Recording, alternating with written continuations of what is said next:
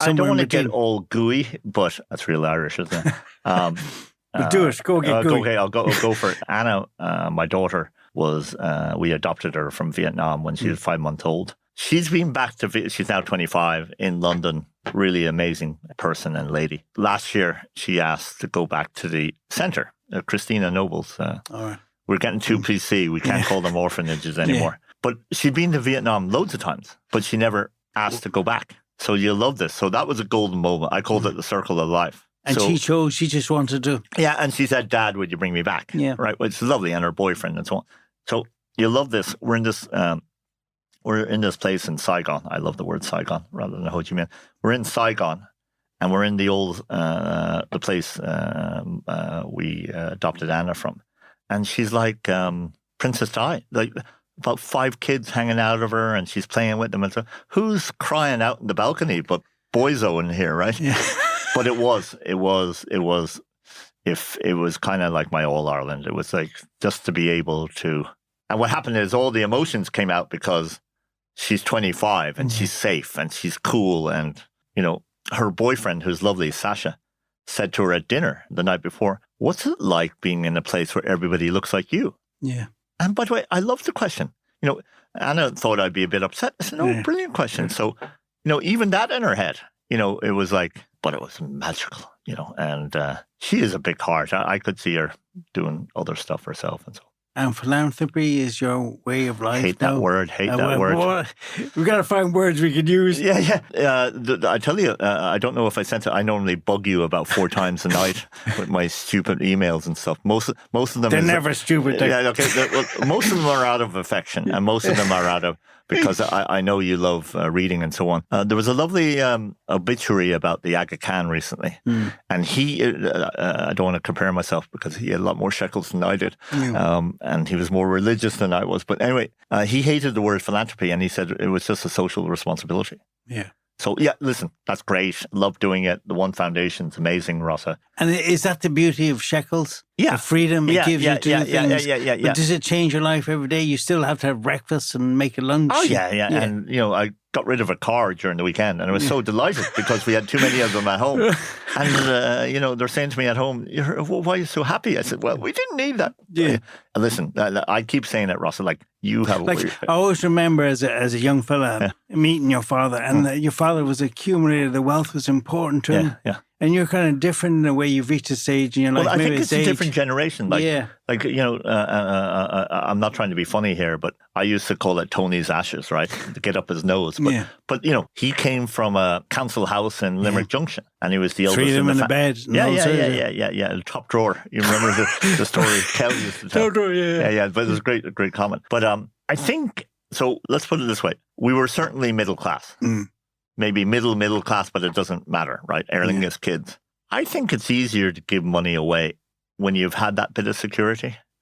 I totally understand people, and by the way, philanthropy or responsibility is nothing anybody should lecture people about. Either you do it or you don't, right? So I don't want to come across. But I think if you grow up and you didn't have it, you kind of go like this. You kind of hoard it, right? Yeah. I think if you're different, or you came from a kind of more secure background where there wasn't worries about money every day of the week, I think it's easier. I put it differently, Rossa. Like one of my kids' birthday was during the week, and he's a serious marathon runner. I aced his present because what I did is I got all this Strava, the information about the run, like he's qualified for Boston and so on. But I got all his information. We designed a running journal for him. Right. So the lovely progress. Yeah. No, it's like a hardback journal. But the beauty about this is because of Strava, I was able to put it in chronological order and all the races that he's done. And he said, "What was in your head, Dad?" And I said, "I had this image of you with one of your sons, and he's on your lap, and you're going through it." And he said, "Well, what?" He said, "You're going to say to your sons, I was fast once." So when you get a present right. Absolutely. So I think social responsibilities like that as well. But you're more balanced in the way you look at things, aren't you? As a human being, because you were I remember when you were a businessman, you were the businessman. Shane was too young. I was Jack Carl Russell. was not viewed as a go-getter. Yeah. You were Jack Russell. Yeah. That's a good way to describe it. Yeah. But, a very polite one. No. By the way, and I love Jack Russell's as dog because they're always on for crack. But but there was 2 Rottweilers ahead of me, So. And when you read this quote, I'm going to say something from Edna O'Brien. She says, when Edna. anyone asks me about the Irish character, I say, look at the trees, maimed, stark and misshapen, but ferociously tenacious. Does that sound like something you can relate to? Yeah, it's beautiful, isn't it? Yeah. She was amazing, wasn't she? She was stunning, looking, talking, and very brave. Some of the things she said. And, was it Gerber, wasn't it, the husband? Yeah. He just couldn't handle that she was a better writer. Yeah. But she's beautiful. Have you seen the new movie? No. Yeah, I hear everybody raves about it. I saw her once live in Dún Laoghaire, and it was kind of like an evening with Edna. By the way, she's probably in her 70s at the time. But just... My father loved her. And, he's 91 now, and he thought that was the greatest thing, way ahead of her time. Yeah, it's a beautiful quote. Yeah. And music that takes you back, like the maudlin music, modern music. And I hate the trad and all that kind of stuff.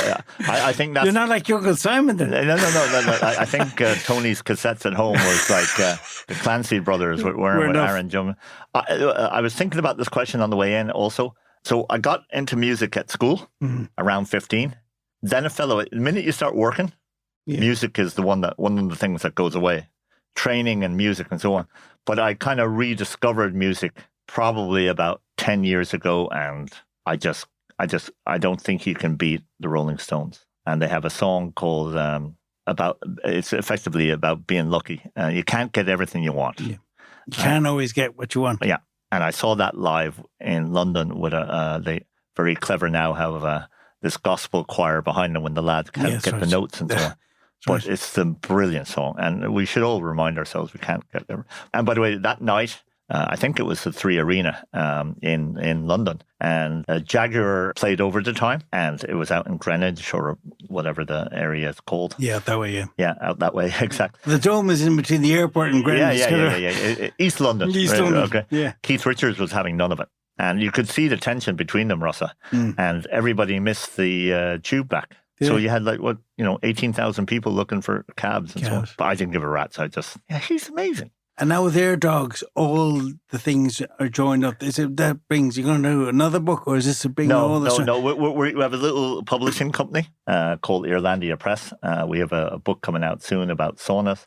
I love the whole idea of publishing and so on. I'm learning how tough it is. Yeah. It's genuinely very tough. Air Dogs is because I kept the head down for a long time. But if you keep your head down, Rossa, it's like a family.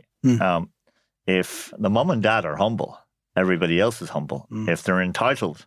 So we kept the head down. But I was having dinner with the guys one night, and they were just saying, our wives or our parents don't know what we do. And it sounded like the CIA. And I go, lads. Then we came up with the idea. So that's why the book is out. And the slagging I'm getting from my pals. And I said, I'm moving to Elba after this. No, but it's tremendous because, I did a bit for you in Argentina a few months, but it's clear the places between Targa, Viva, Mexico, you've done amazing things that people just associate with Ryanair. Yeah. But the formula that's been put in place for a lot of other people in other parts of the world, in Vietnam with Targa, is incredible. Well, Mick made the joke once. Mick O'Leary said that I should get the Guinness Book of Records for being a nutcase setting up so many low-cost airlines. Yeah, but obviously gave you a buzz. Oh, yeah. And you're very clear in the book, you wanted people who were there Well, you saw the bit with Tom Lyons, and he was helping a woman with her seatbelt. And my favourite story about that, and I'm going to get shot again for this, is I was flying at a knock once, and all the girls were saying, hiya, deck, and, the cabin attendants. And, they're not meant to, but they're saying, you like a cup of coffee before everybody else, right? And we're just about to take off. And the beautiful woman beside me, probably grandmother in her 70s and so on. And she leaned over and she said, who are you? No. She said, do you know the Ryans? And I said, I do. She said, by the way, are they Catholic? Right? I said, they are. I can promise you that. She slept for the rest of the flight. Yeah. I was the one nervous. But isn't it gas, and does fame and notoriety mean anything? No. I mean, I know personally it means nothing, but you always go under the cover of darkness nearly if you could. Like, you've never been a person to give interviews, talk about your life. Yeah. Unless you really had to. Doing it a little bit at the moment, but that's more related to giving out about school. And also, that's Jack Kavanagh's fault, which I keep reminding him of. And I think this story had to be, you and I are both huge believers in